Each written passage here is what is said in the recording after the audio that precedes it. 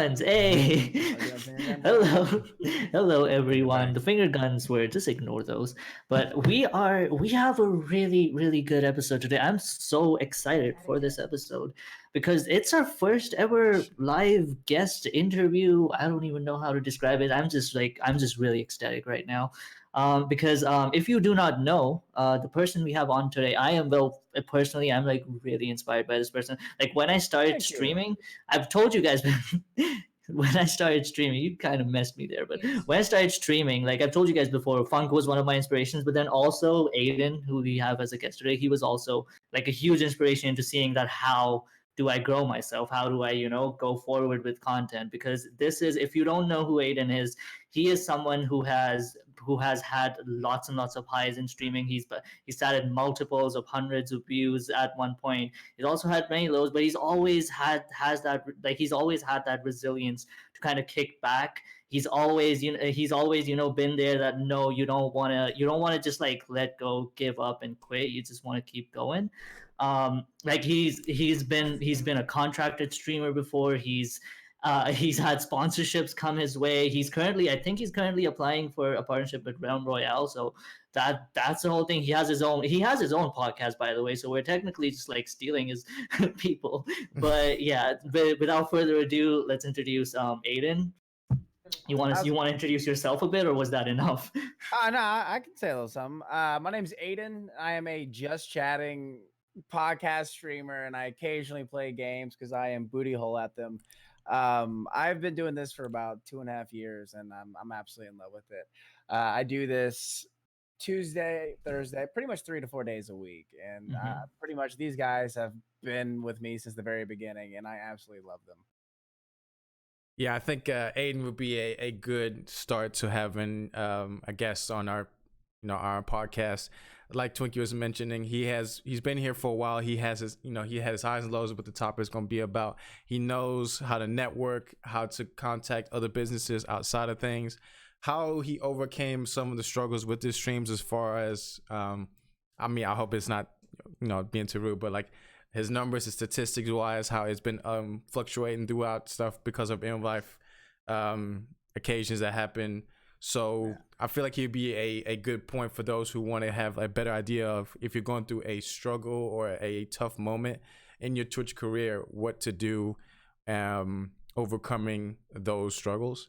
And real quick before we go into that point, for those who don't know, what's her name? Alinity, I think that's how you Yeah, say her name. usually usually what we do, guys, and you guys kind of notice, is we kind of just like hit on stuff that's happened in the past week.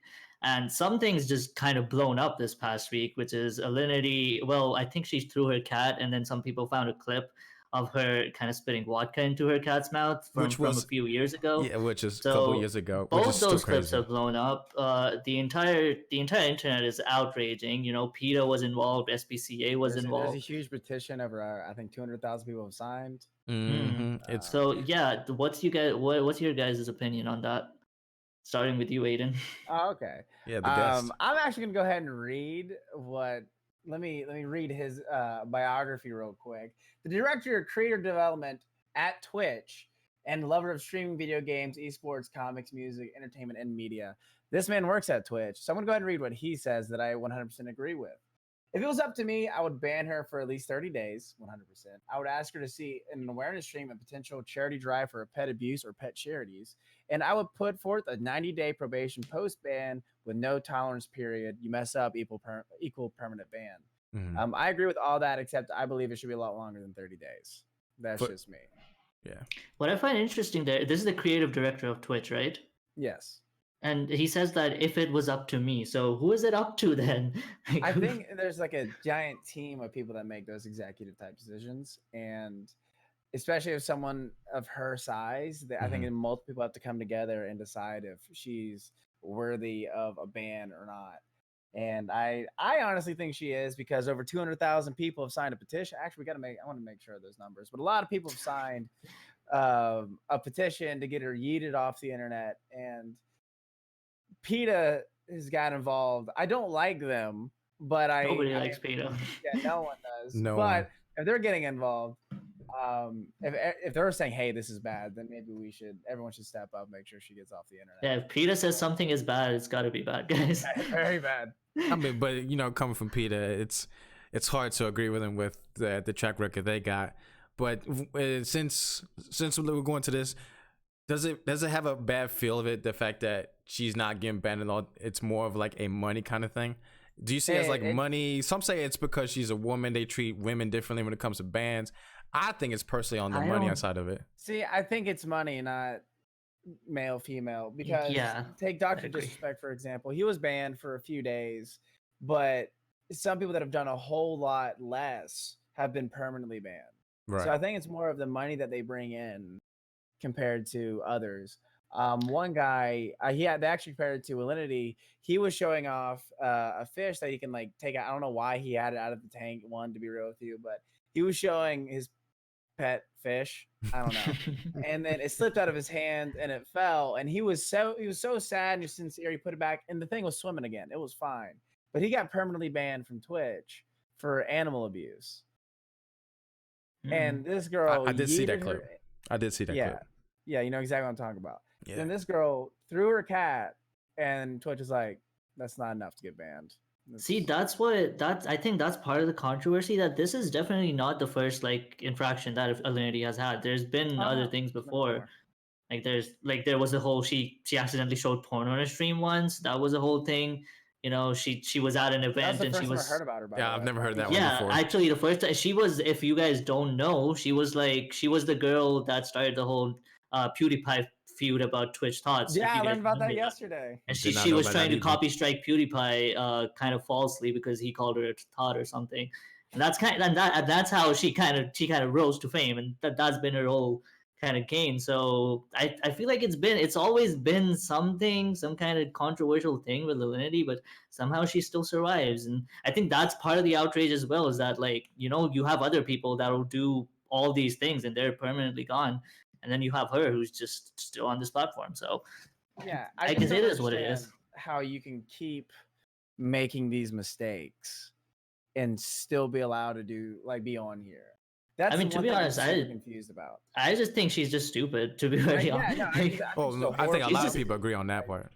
Like, she's just ignorant. I don't think she's a horrible person. I think she's just ignorant. Like, she doesn't know what. Well, yeah, but like me, I could be in the middle of a game. I wouldn't throw Bo. One, he's pretty fat. I don't think I could do that. But I would never consider it ever. I'll be like, hey Bo, scooch. I think it's just a really bad look on Twitch. The fact that these bans that they're doing, from different streamers, how some of them for the lightest, like the smallest things get banned, where the bigger streamers don't, and they get like a slap on the wrist, kind of like, don't do it again, but nothing happens. And I think it's more like it's putting people away from wanting to continue being on the platform. Not as big right now, but it's starting to become a thing where they're trying to go somewhere else because they don't want to be as affiliated with a platform that does these kind of actions to smaller or not as big or don't bring a lot of money in compared to those who are bigger, more established. I mean, it does just have that bad look to it.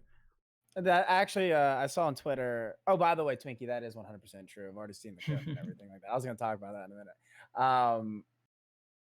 I've seen on Twitter a lot of people state that they're going to be moving over to Mixer or a different streaming platform because they feel like it's just not situated, like things aren't right here. Mm-hmm. And I feel like you said, it is a very bad look for Twitch, but I guarantee if that shift is like very public, that people are going to be going to another platform, I think Twitch will then take action because they want people to be here. This is like the number one stream. Isn't the number one, or is YouTube first then Twitch? It is definitely the number one. It's number one. Someone told me the other day it was YouTube first. I was like, no, I don't think so.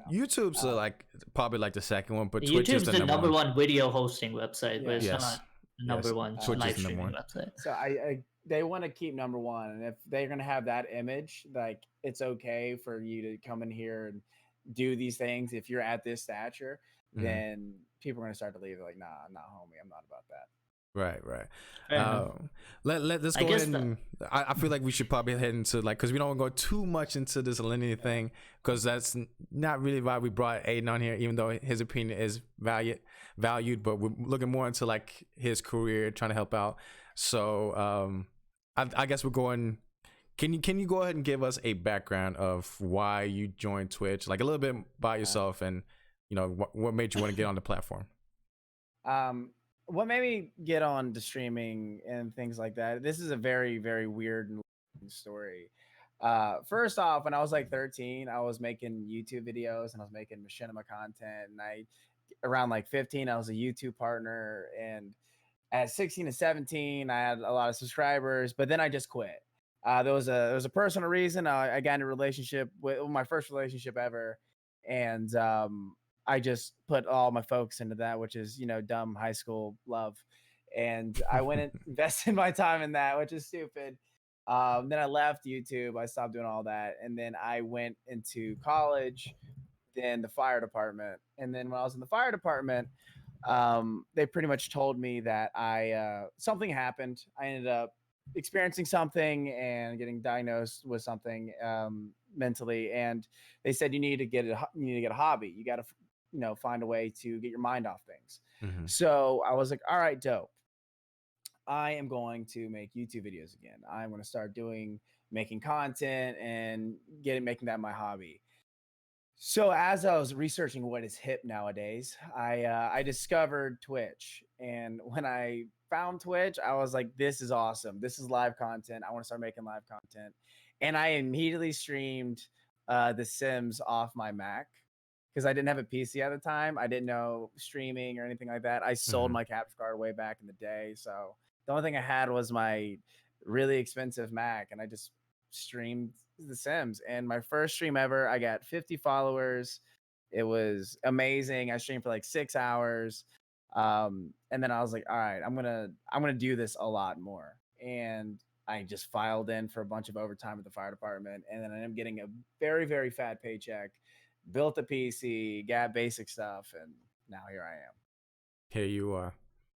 I mean, like the background you have as far as YouTube, I think Twinkie mentioned when he first started that he was watching a lot of YouTube stuff. Not as the same, but more like the Let's Plays. I believe that's what you said, Twinkie.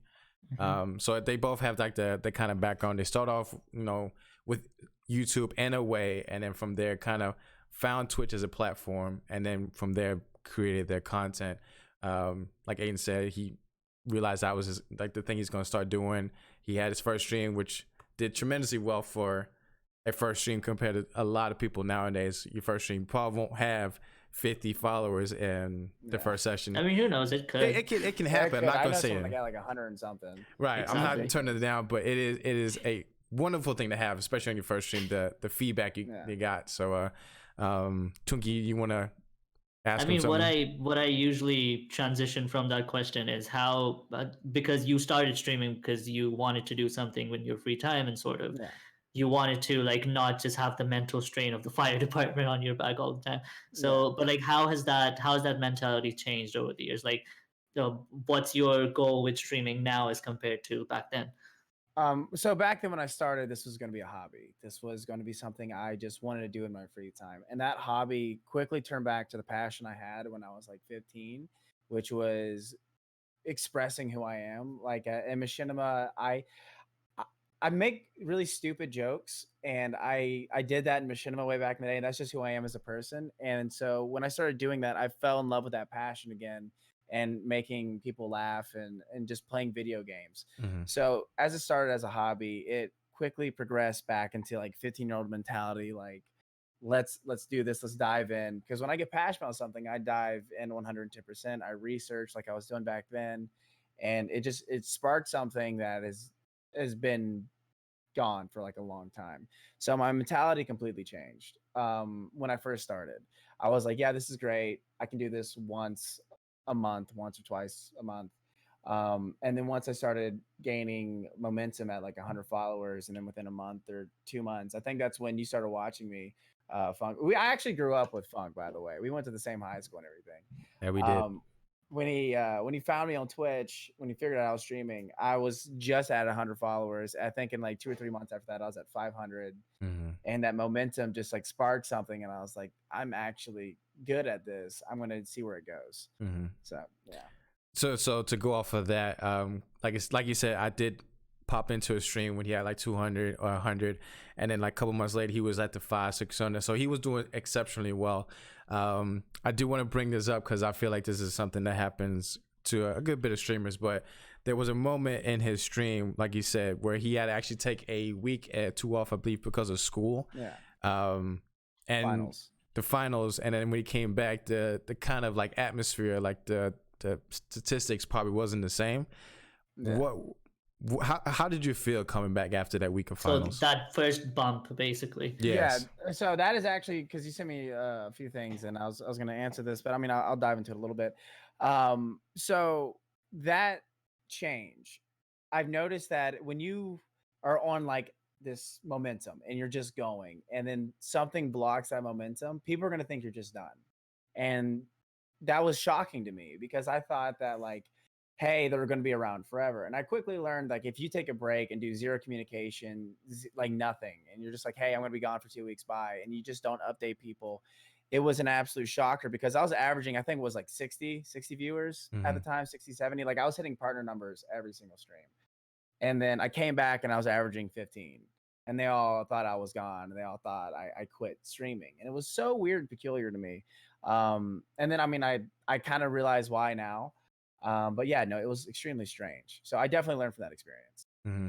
So what I do want to touch Twinkie. on what he said there is that he said like what caused that is the lack of communication. Yeah. Mm-hmm. So do you want to kind of comment on like how like right now if you were to take a break, I would, again contrasting with back then, like how would you go about it now that you don't lose?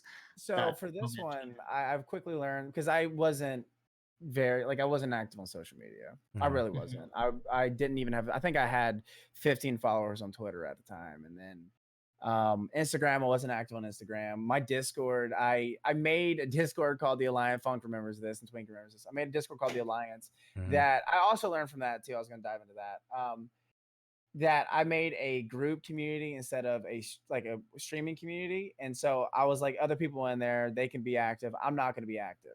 So I learned that if I have a community, you be active in your community when you're not around. So I learned in my own Discord, I just need to just say, hey, this is what's happening and give updates. And then if I give updates, things are completely different. They understand, hey, streams are on pause and this is why. Not he's gone, he quit. So that's what I quickly learned is if you're not gonna be active on Twitch, be active on other things so people know that you're still there. So to go off, because you say you weren't active on social media, are you active on social media now as compared to how you were back then? I'm extremely active on social media now. There's actually another streamer that I've learned. He's a content creator. His name's Momo, and he does this thing where he just posts things constantly, and I do something similar to that. And so as long as I'm remaining active, I managed to grow from when I first started taking Twitter seriously about 5-6 months ago. I think it was around then. I've managed to gain over 1.3 thousand followers on there, and I've managed to actually grow it a good bit. Same with my Instagram. My Instagram was at like 100, and it was a weird Instagram of like gym pictures, and now it's it's done a lot better since then. You got anything to say on this one, Twinkie? Well, I was gonna kind of go into my next thing, which is he mentioned the Alliance, and I want to touch on that. You had a little bit, that's sneaky.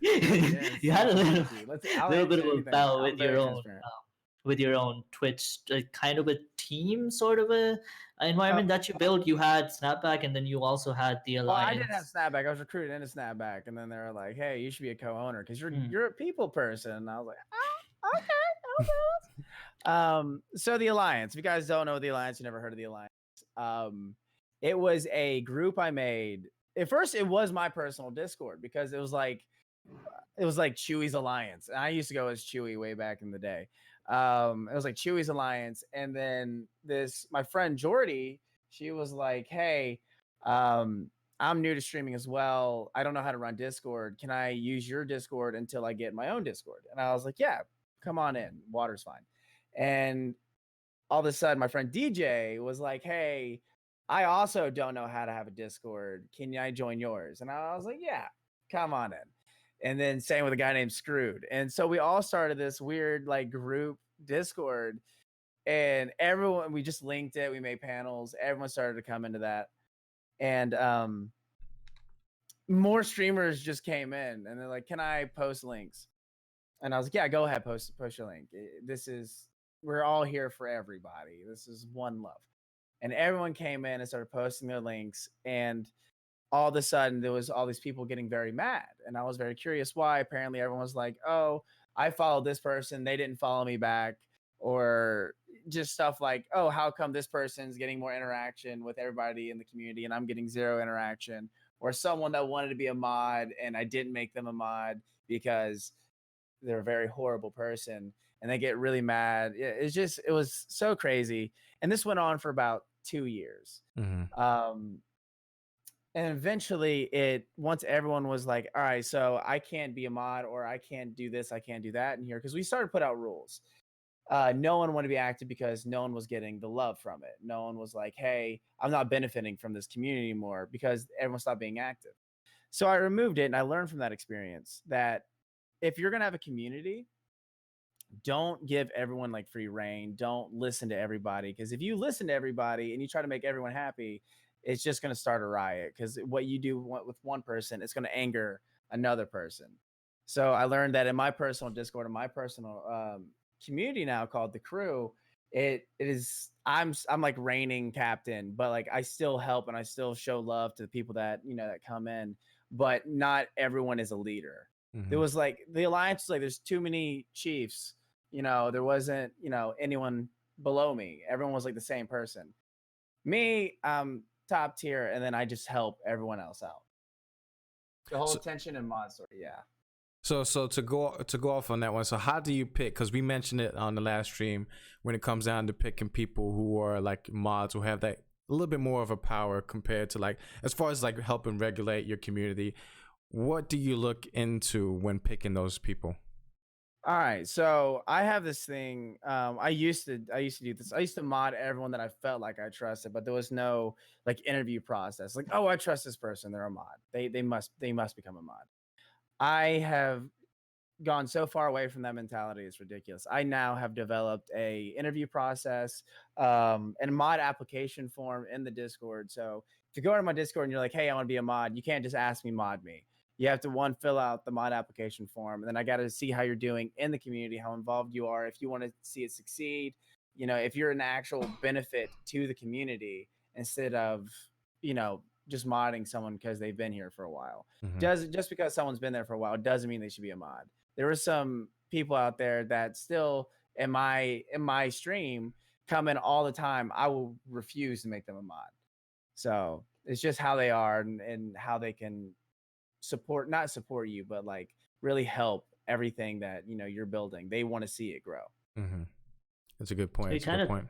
touched on this in the last stream too. We had a whole stream about building a community and what it means to have a community. But essentially, that is what he's saying, that you gotta, for a community to be a community, you gotta have your leaders, you gotta have your moderator, and then you gotta have your people, which just kind of want to be there. If like nobody wants to be there, then it's not really a community. It's just people kind of shouting in a void. Right. So, Right. and that's exactly what kind of Aydan's speaking about there. Yeah. Is there something that you could, like, if somebody's trying to build out a community, or somebody's trying to have their own kind of, carve out their own kind of small space and their small family on the internet, would you have something to tell them? Yes. You may be a leader, but you're nothing without people that help you. So when I'd like to have a team of people, and a team of like creative people. Like I actually have like I go into my Discord when I'm not streaming, when I'm not gaming, and I let people come in and I sit there and I talk to them. I like to have creative. I actually will DM like certain people that I feel are very creative, and I'm like, "Hey, let's spitball some ideas." And then I have very analytical people that focus on numbers. They also help me out. Find those people that are in your stream. Find the two separate people, the analytical and the artsy fartsy people, and just talk to them separately. And then those people actually really help you. The analytical people will tell you what you're doing wrong in your stream, and they'll say what you need to change. Then the artsy fartsy people will be like, "All right, you need to start doing more creative stuff. You need to start separating your content from other people. This is how we're going to do it." And then you just put it all together. That's what I've learned the best about community. One, there is someone that's a kind of like overseeing the project, Mm-hmm. but there's still people there that are like putting out their ideas and really helping you. And let's say it's your company, like you're a CEO, you're nothing without your employers, and you're nothing without the people that like are working for your business. So you bring them together and just let it grow. So I wanted to touch on it because I did see a comment in the chat by Goof Guy said, "Man, I have a tough time getting feedback." How would you go about getting feedback from your viewers, your mods, stuff like that? Because I know personally sometimes it can be hard because most people don't want to say anything to me. They just want to be honest, like, "Oh, you're just doing fine," but that doesn't really help out if you think there's something that you can improve in your stream. So how'd you go about getting feedback? All right. So how I went about one, I actually go to you. I've gone to you multiple times. I've actually taken Funk here to a bar and gotten a beer. I'm like, all right, let's talk. What are we doing wrong? Right. And That we have. yeah, and we'll like tell each other like, all right, this is what I think you're doing wrong. And he even told me with the Alliance, when I was doing the Alliance, he would look at me and he'd be like, all right, the Alliance is screwed because You can curse if you want. It's fine. Oh, okay, the Alliance is fucked. All right, because you let everyone have free reign and you shouldn't have done that. And I learned from that. I learned from that experience. And so what I do is I have something called like, it's very weird. I open door mentality, and I will sit in my Discord and it'll be open door time. And I want everyone to be brutally honest with me and like, what am I doing wrong? And if you're having a hard time getting feedback, just have someone like, I would say what I did one time is I had someone watch my stream that I know personally, and they're not really on Twitch, but I was like, how did you like it? And then they told me like, hey, I didn't like this part of the stream, and this is what I think you should change. So you can like outsource people. Like I've done that like multiple times.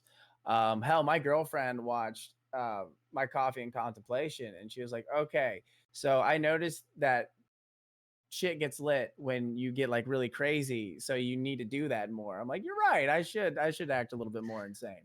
um so just find like outsource people. That's what I've like really learned.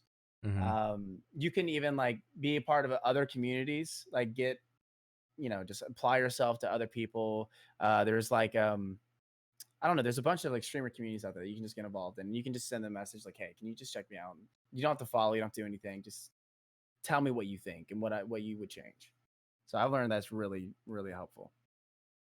I actually sorry to get, but the fact that he mentioned about the streaming communities, I think I feel like you wanted to say something, but Yeah, it can kind of go into like the next topic as far as networking.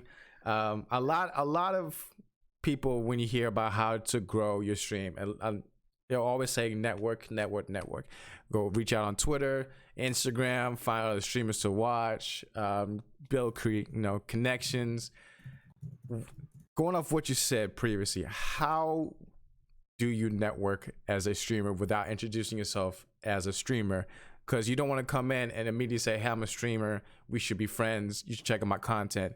Obviously that doesn't work. So how do you properly network with other people? So I think I did it incorrectly in the beginning. Like I was still, one, be genuine, be honest.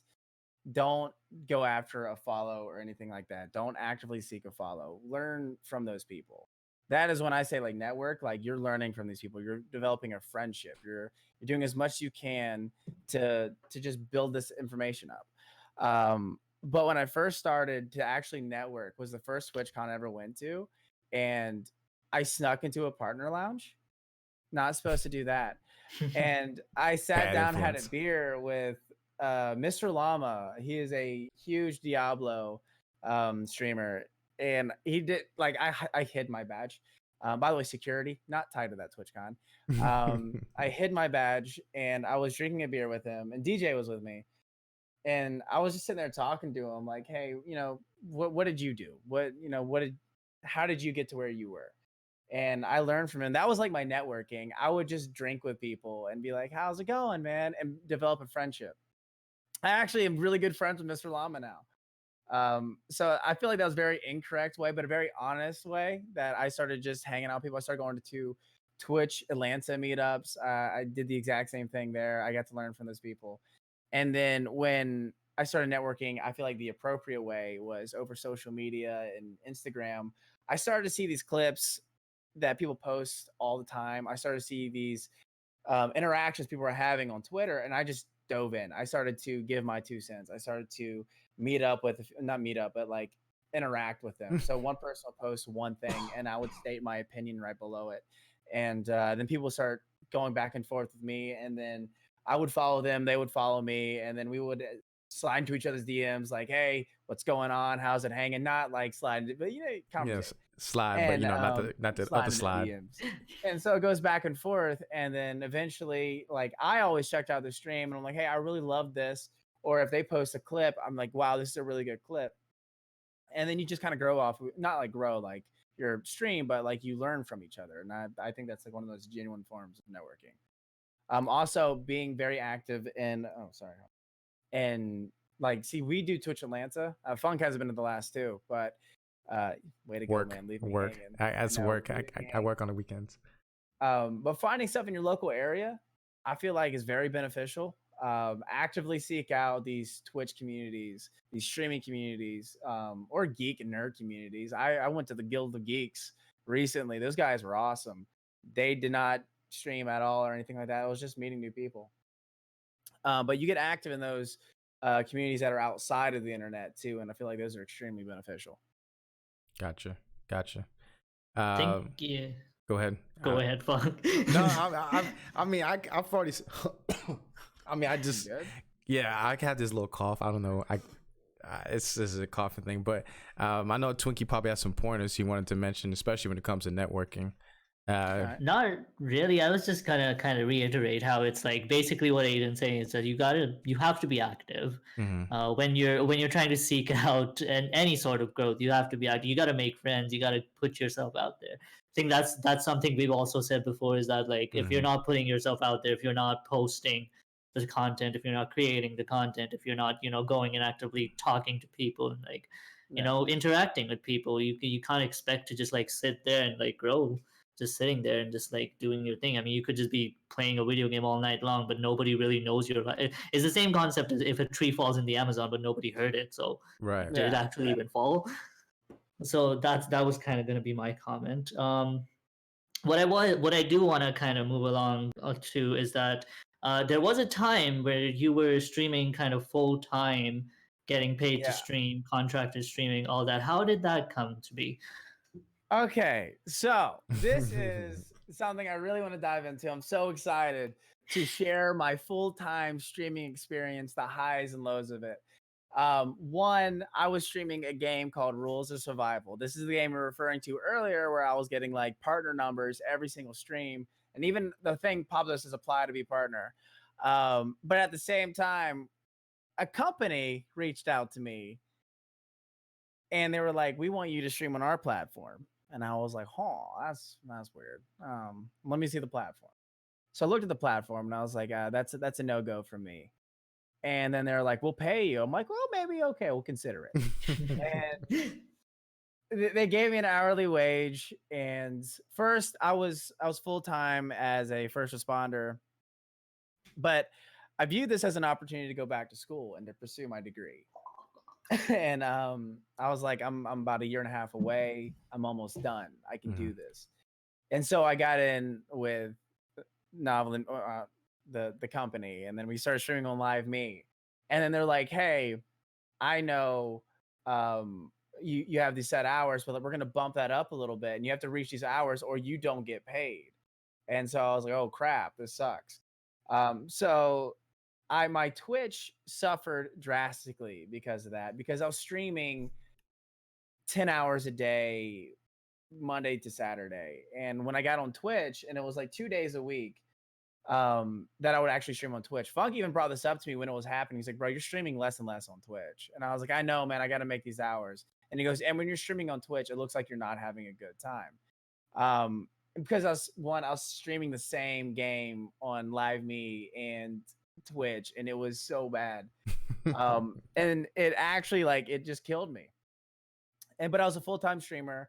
Over a while, they just kept upping my pay, and I actually got Funk a contract on there. And he was on there for a little bit. He was doing a little bit both, and I got a few other people, a couple partners on there, and everyone did not have a good experience. But when I came back to Twitch, Funk was like, "All right, you did that. Now you're back to Twitch. I'm like, yeah.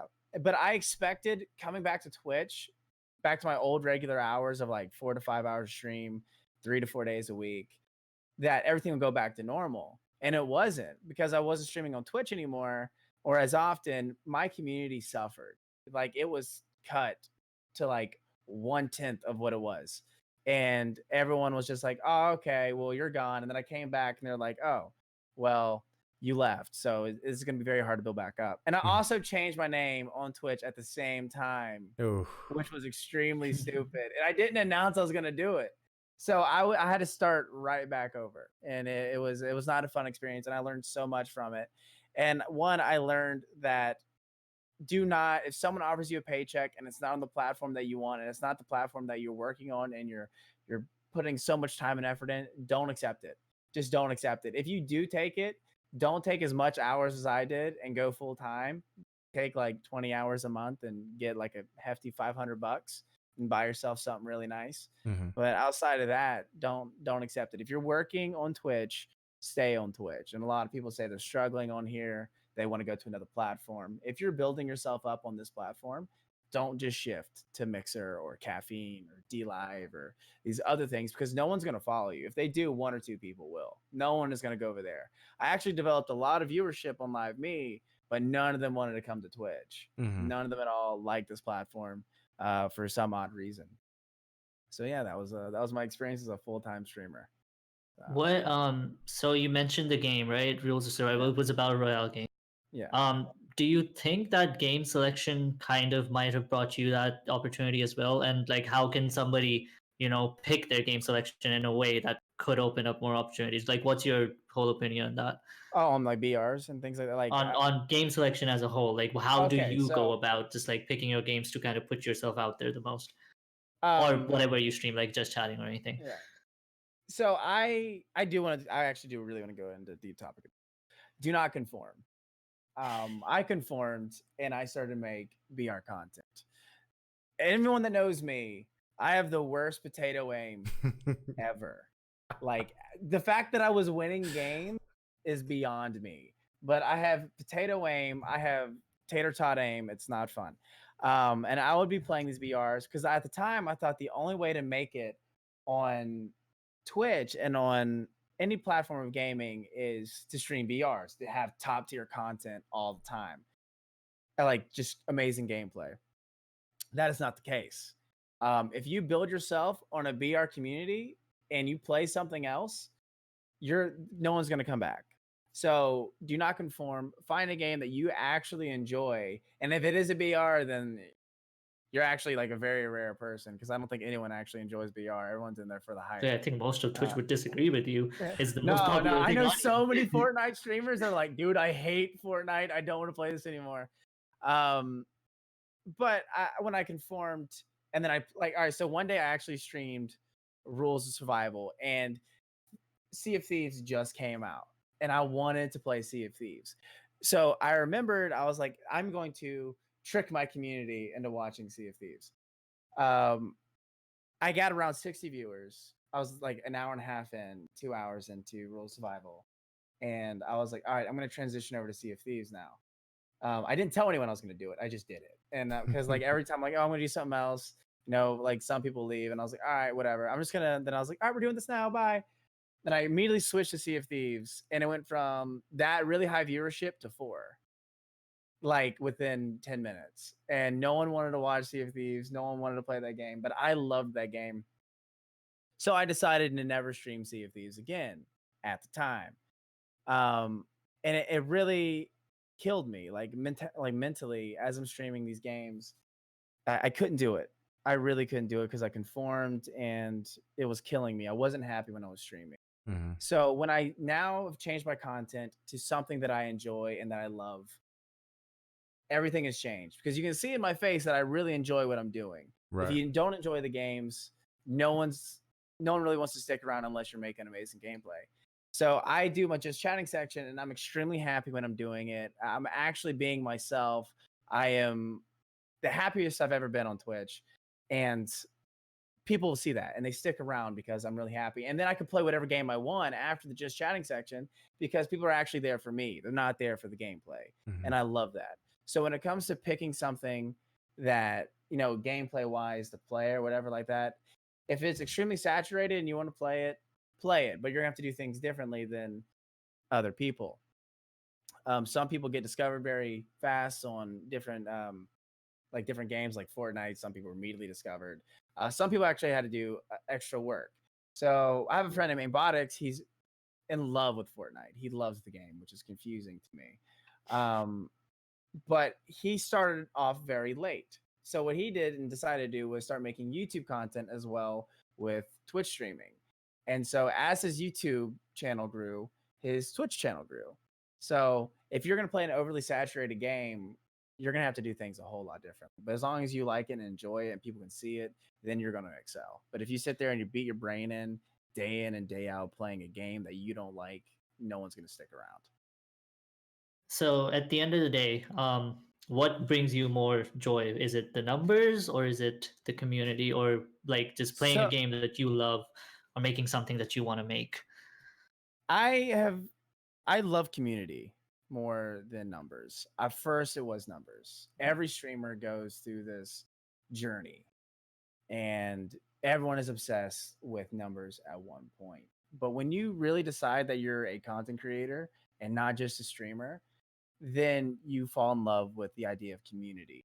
And I absolutely love the crew. It's my group because no matter what, like they're there.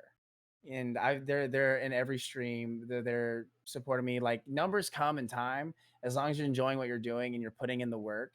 Numbers come, but the community is there, and that's something that everyone should desire more than just getting a check mark next to your name. Mhm. Because if you're just have a check mark and no one's there, it sucks. Have you seen those streamers? They are miserable, and they really are, dude. So community is something that you should desire for and then you should strive for. I've never thought this would happen in my life.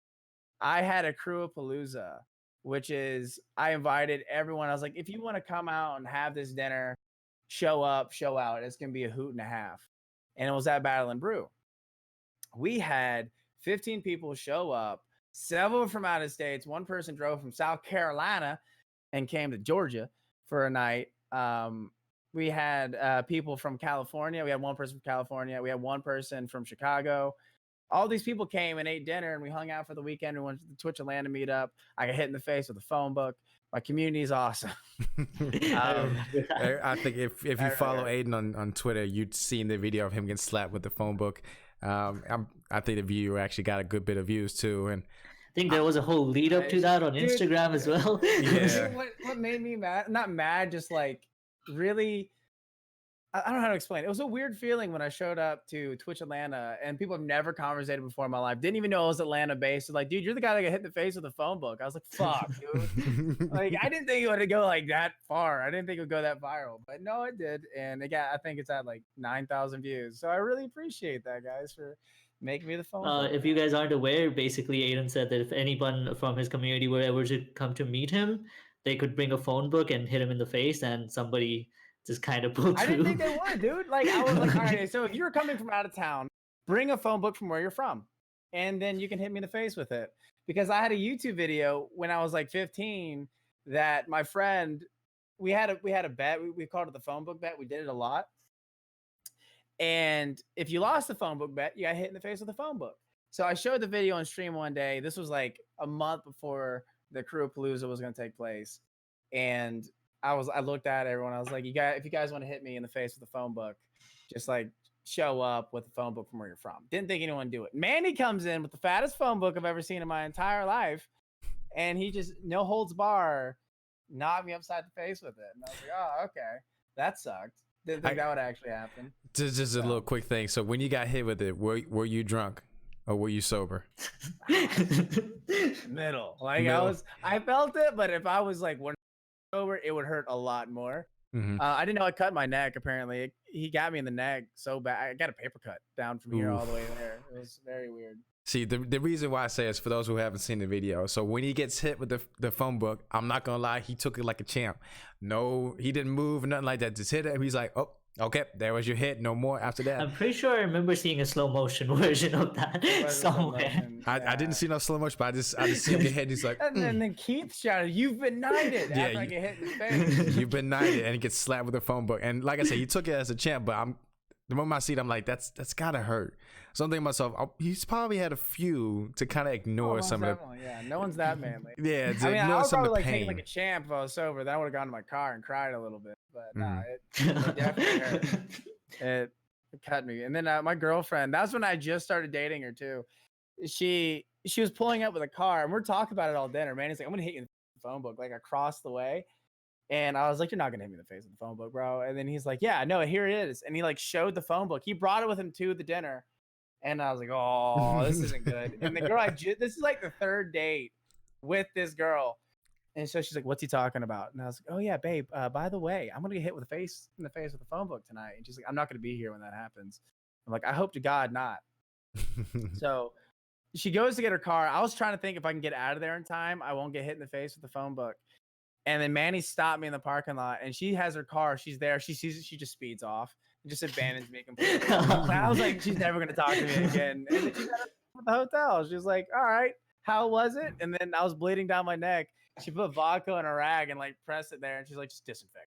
All right, you're pretty cool. I like you. You're awesome. It would have a bottle of vodka.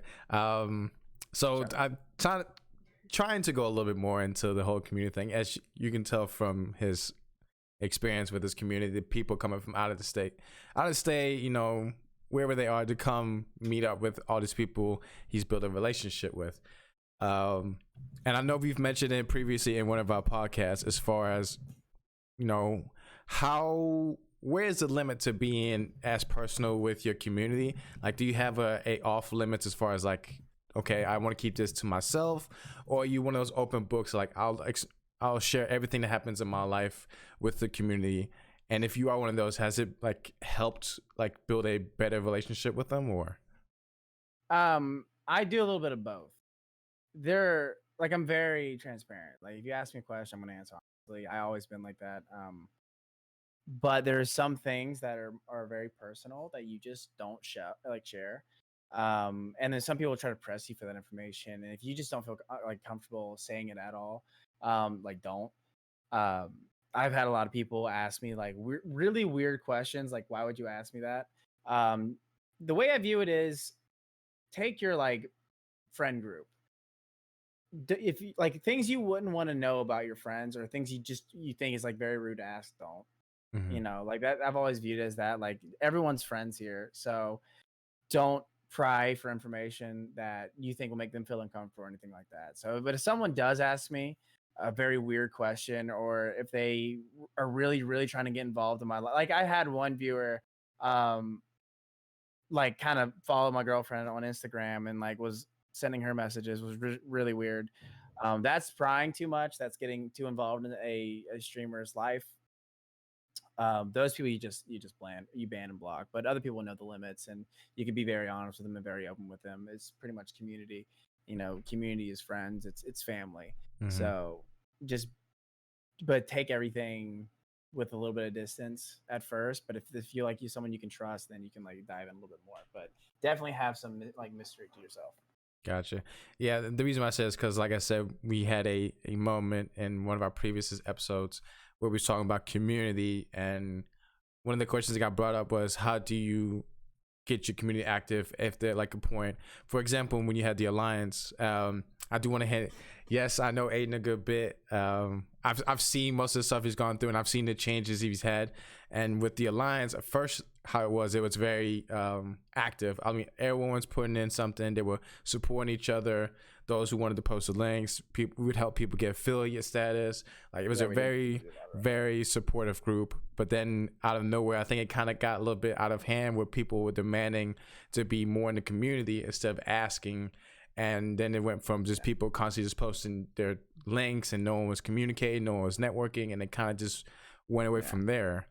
And then he went from that to having his own community.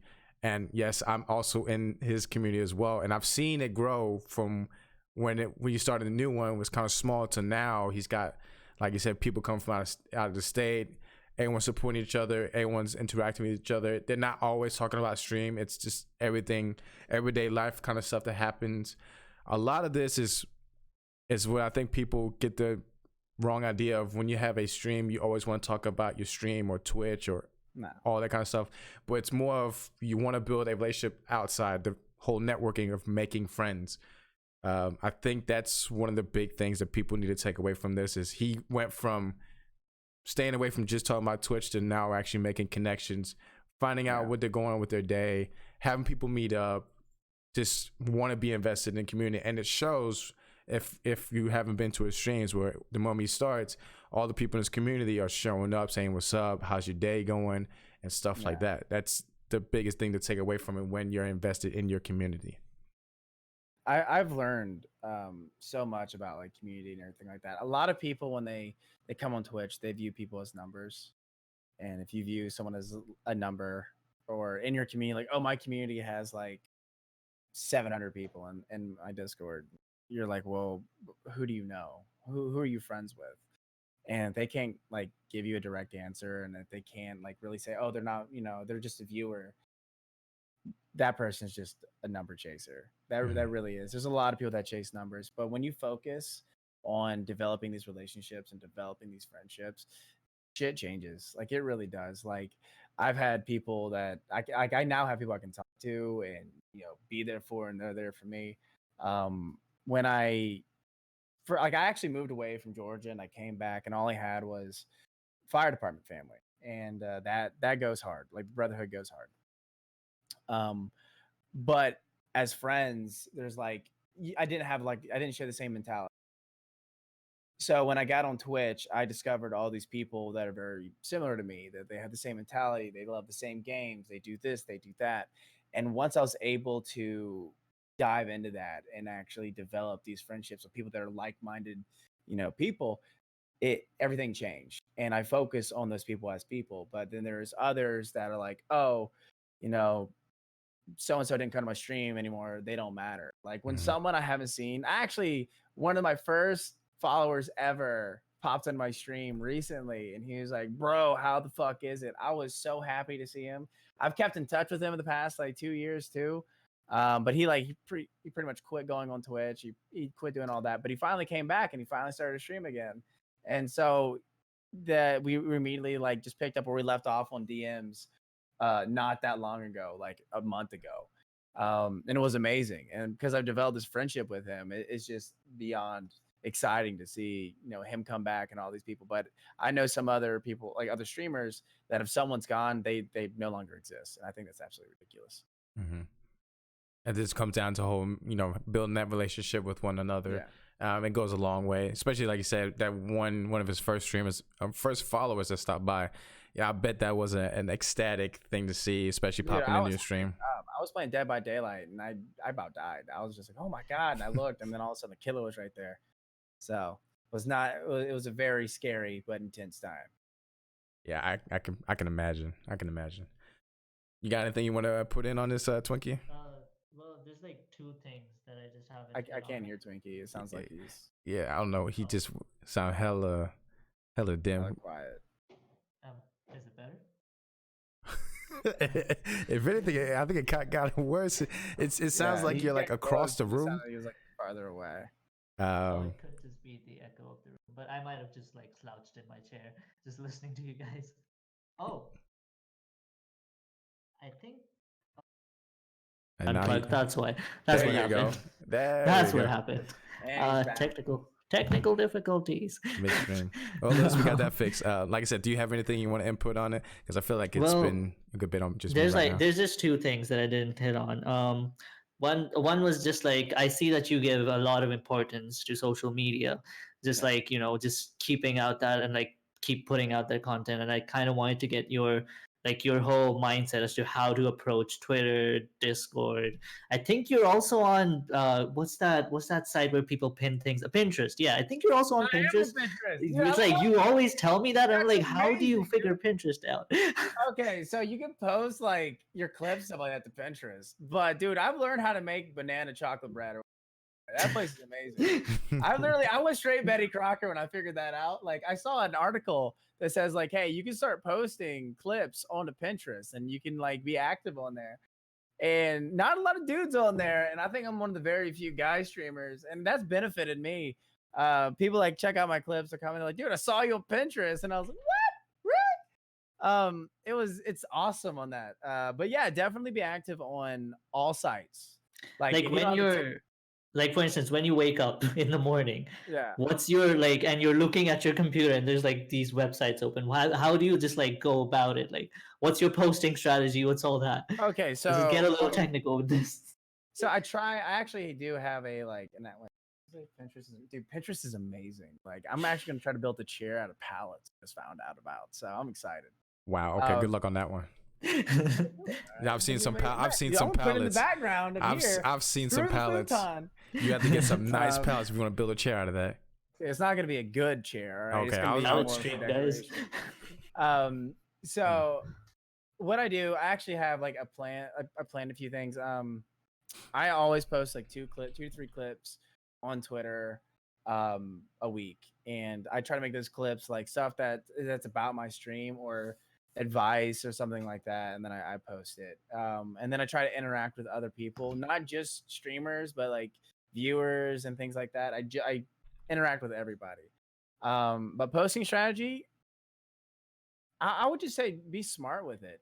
Like, don't just spam things every single day, like 20 to 30 posts every day, but be interactive. And when you post something, just like really look at it and be like, oh, okay, well, that's a decent post. And you post it, but don't immediately within 5 minutes post something else.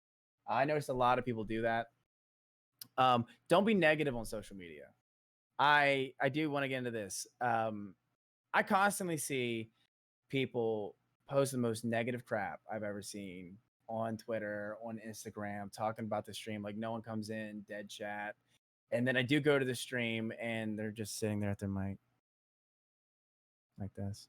And when you come in, you're like, hey, what's going on? I'm like, That was creepy. That was really creepy. I'm not gonna lie. That's what they do. Hello. And I'm like, all right, so this person is posting this negative stuff, and even in their stream, they're not being active or anything like that. They need to stop. All right, dude, you're just fading. Yeah, out. it blurred out. I don't know why. There you go. So like a good posting strategy, one is to post positive things, even if your numbers are poor. If you think you have poor numbers and you think that you could do better, still post a positive post and hype yourself up, because you can change your mentality. And then in your streams, just amplify your persona, amplify your person, like everything about you. Crank it up to a 10 and act out things like that, and it works. But if I see it all the time on Twitter and one guy's just like constantly posting, oh, dead chat today, how am I supposed to grow if like no one's doing this? I don't want to interact with that guy at all. That's a negative Nancy, and I don't like that. But the people I do interact with are the people that are posting very positive things, very sweet things, and awesome stuff about the streams and how the stream was, and they're thankful and stuff like that. I love seeing that, and I'll interact with those people all day long. But Instagram, so Twitter, I think that should be more. And I've heard people say this all the time too, but posting strategy for Twitter needs to be streaming and content related, occasionally with some personal life. Instagram needs to be things you're doing outside of Twitch and outside of Twitter, and just posting what you're doing day to day. I'm pretty sure Harris Heller said that as well. But Instagram needs to be like, hey, I do things outside of playing video games. Pinterest is like clips and like art projects. I'm part of this group of like 15 girls that I got from Pinterest. They think I'm artsy, and then we pitch ideas back and forth. And one girl was like, you should get some wine and you should paint on stream and just call it like a drink and paint. And I was like, that's amazing, I should do that. And they're like, when you're done, post it on Pinterest, we want to see it. I'm like, all right, yeah, do So I got the idea from Pinterest for that. And so everything artsy fartsy and things you do like that in your stream, like even your stream setup, take pictures of that, put it on Pinterest, clips, stuff like that. Things, like I said, that are different on Twitch, but you think like that's like not worthy of Twitter because people are like, oh, that's not gaming content. You can post that in several different places. And be active with those people as well. Nice. That's That's a whole story right there. I know. Yeah, I know. That's how I got. All right, no, that's how I got paint and sip, because when you say drinking paint, people think you're saying drinking paint, and they're like, you shouldn't do that. I'm like, you're right. We're I gonna think change. Chad just gave you an even better title. Sips and strokes. Sips and strokes. Oh, so I changed it to paint and sip. And then I post pictures of my dogs on Pinterest all the time, and everyone's like, "Oh, you should do a pupathon." And I was like 100% for a pupathon. And then I got the treats next to me as I'm streaming. I was like, all right, so every follower, host, no low-cal treats, by the way. My dog is already fat. I'm giving him he's on a diet. So every follow, host, raid, dono, bit dono, he gets a treat. And I was like, that's gonna be the plan for the pupathon. And then I put the treats there, and he looked really sad. And I was like, oh, here you go. And then I just started doing it. Now it's like every stream. So the pupathon might be out. But no, there's like so many, like this community Shutter Sundays actually came from Pinterest as well, which is something I'm so excited for. Is watching a horror movie as a group. All these other ideas and try to mix it into Twitch, and all that is coming from different platforms. Gotcha. So it's just like you get ideas, you make the content, and then it goes back on the platform. So like Yeah, it's pretty much. Yeah. a self-sustaining thing. Okay, so kind of the last thing that I wanted to touch on is that as just to kind of bring it all together. You've been through quite a lot. You've faced like so many different sort of avenues when it comes to Twitch. There's like the complete highs, going down to like 4 viewers. There's like nobody's coming in. Kind of the final sort of question would be that like what has made you still stick around? Because I've seen so many people. They'll get so many, like they'll get multiples of hundreds of views, and they go on break, they do something, they come back, they're low, and they'll just be like, it's not for me anymore, and they kind of just leave. But like, what has kept you that you just keep want to be here and keep want to create content? That there's like a personal and like a business reason for that. When I was like 13, I got diagnosed with antiplastic thyroid cancer, but then they quickly changed it to cystic thyroid cancer. They just told me I had like a 2-year life. It was weird. It was a weird time. And I had to persevere, and I had to push hard every day. I had to work hard. So ever since I was a kid, I've had this don't quit mentality, because my parents told me the whole don't quit mentality. Don't ever give up. Keep fighting, keep swinging. That's actually something my dad constantly preaches, is always, always jab, always throw punches, always keep swinging. So you don't quit. And I was raised to just never quit. And I take those life lessons, and I bring it to everything I do. If I want to do something, I'm going to see it through. I am going to finish what I started. So I do want to go into the streamer journey, and why taking those don't stop swinging life lessons that I have into a streamer journey. Everyone goes through the streamer journey where they start off like, I'm excited for this. I'm going to start. It starts off as a hobby. And then it quickly goes into a passion. And then as they're going through this passion, it becomes like a roller coaster. There's ups and downs. You have your highs, you have your lows. You have your first huge stream where you get like 200 to 300 viewers, and then you have all this momentum, and then it suddenly stops. Everyone is going to go through this. You change something in your stream, and not everyone wants to be there for it. Not everyone's going to be there for it at all. Mine was switching over to Live Me and coming back. So I was given this fork in the road. One side, I considered it where you quit, you give up, you throw in the ranks. I had my day in the sun, full-time streamer. I got to enjoy staying at home all day, playing video games. Now it's time to fucking do something else. And then on the other side, there is content creation, and there's other things you can do, and things you need to change. You don't give up, you keep swinging, you go down, you can choose that path, and you change everything prior. So I was stuck at that fork, and I remember I think I texted Funk, I texted Brutal, I texted these people. I was like, I might throw in the towel. And then Funk, I remember him going, "You don't quit. Why the fuck would you quit? You don't quit." And then Brutal said the exact same thing, like, "You don't quit. You don't quit. You never quit." So I was like, "All right, I'm gonna figure it out, and I'm gonna take initiative." So I've always had this idea as a having a show, not just a game, streaming a game, and I've had it at the very beginning. And I remember thinking, okay, so I'm going to persevere. I'm going to keep swinging. I'm going to do what I wanted to do in the beginning and fuck all this BR conforming bullshit. And so I immediately made Coffee and Contemplation.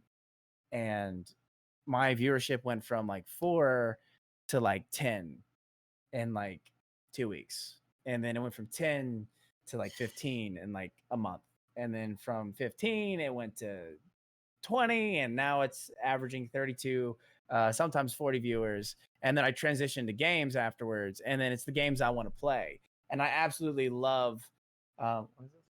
I absolutely love the horror genre. So I've been focusing more on talking about horror movies and horror games, playing more games that involve like jump scares and goofy shit like that.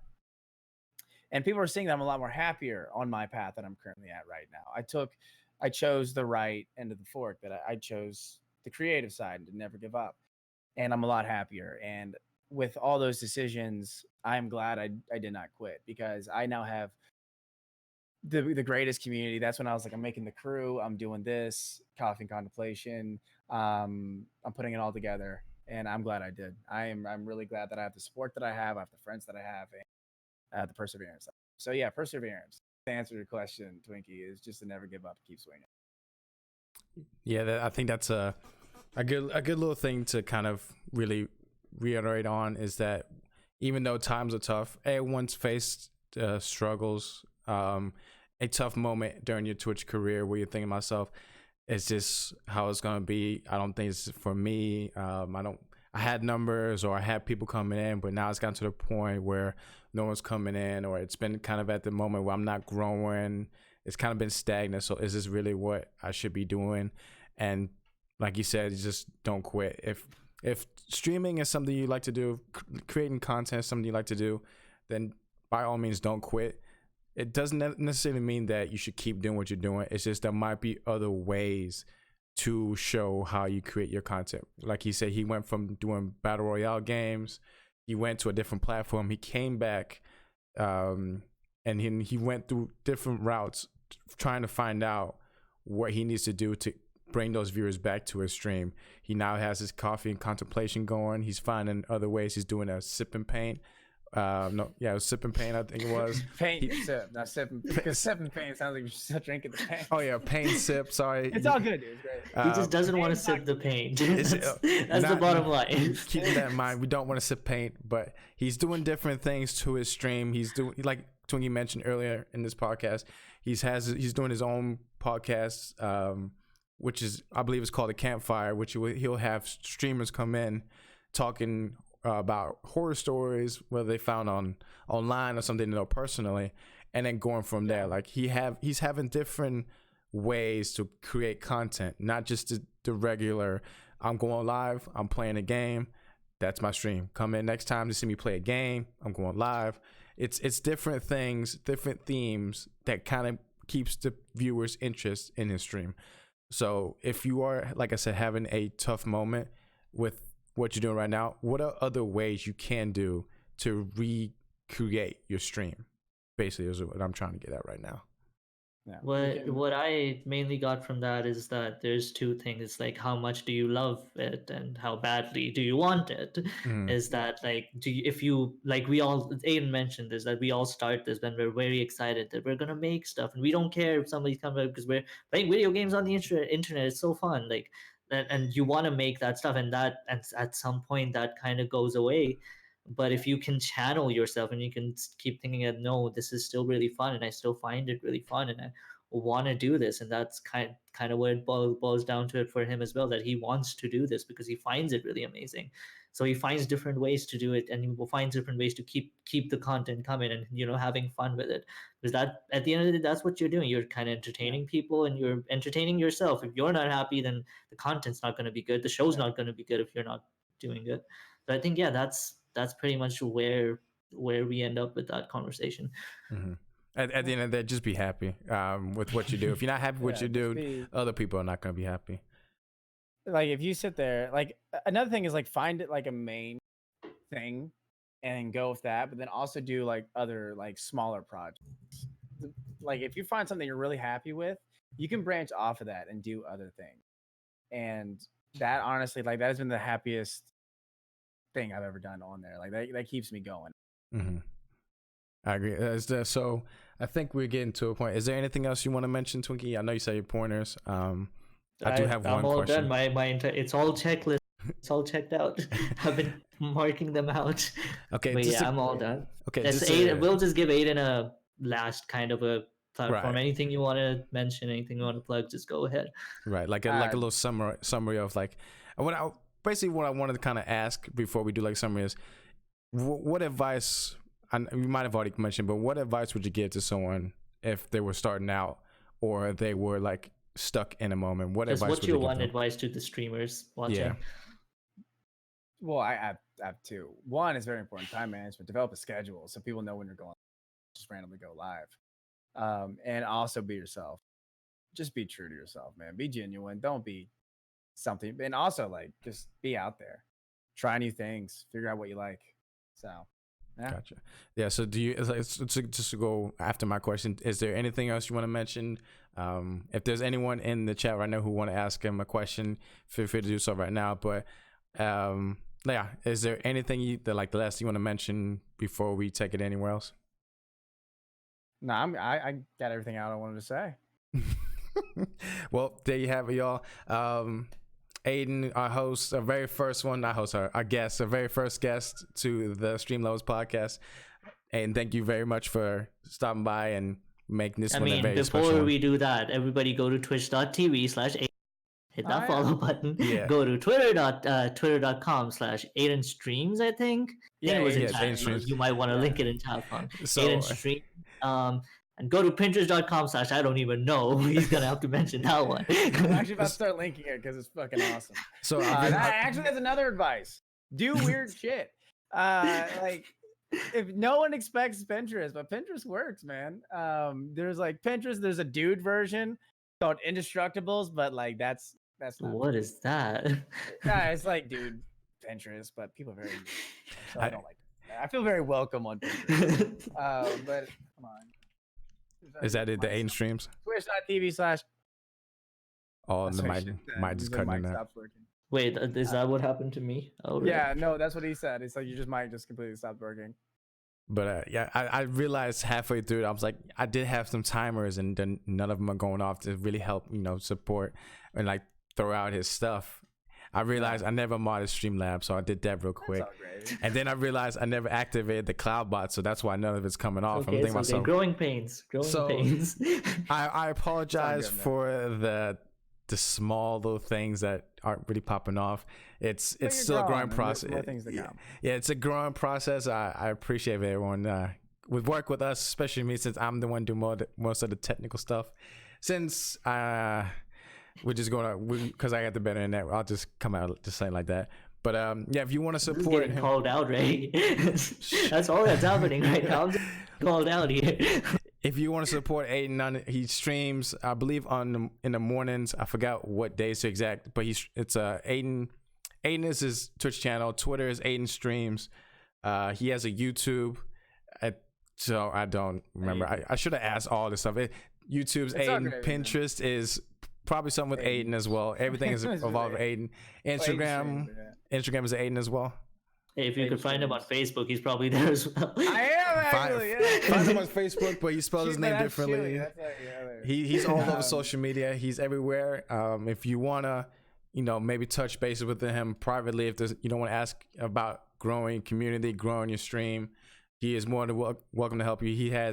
He's have he's had a long career and it's continuing, but like he's got a lot of experience as far as networking, reaching out to companies, getting affiliates, getting like I think at one point you had a if I might be mistaken, but you had a thing with Techni Sports where if you was Techni Sports sponsor. I mean, like I was a partner with him, but I don't know. There's something about like plugging stuff in your stream that's just weird to me. Like people that like, hey, if you have Twitch Prime, be sure I like when I go in and I hear that like 20 times, I'm like, all right.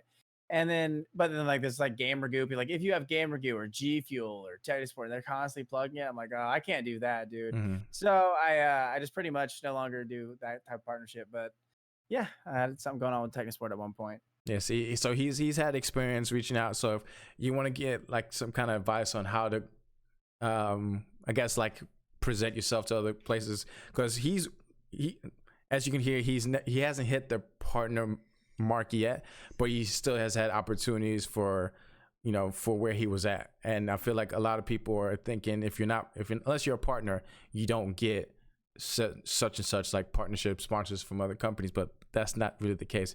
It can come down to your content, how you really like introduce yourself. There's a lot of things, and he can really help you out with. I don't want to go too much in detail. With that being said, Twinkie, do you have anything you want to say real quick before we end it here? No, I'm good. You're good. Like I said, thank you, Aydann, for stopping by. We'll be back again next week at 1 p.m. Wednesday for another episode of Stream Levels Podcast. So if you haven't already followed, we do appreciate it. We also on Spotify, Anchor. I don't have the links on it. I don't know what happened. It disappeared. I'm just going to say that right now. We have a Twitter, which is also Stream Levels Podcast. We have all of this social media stuff. I will get it working next time, I promise. But yeah, with that being said, thank you for everyone stopping by, and we'll see y'all next week. Y'all take it easy. Bye.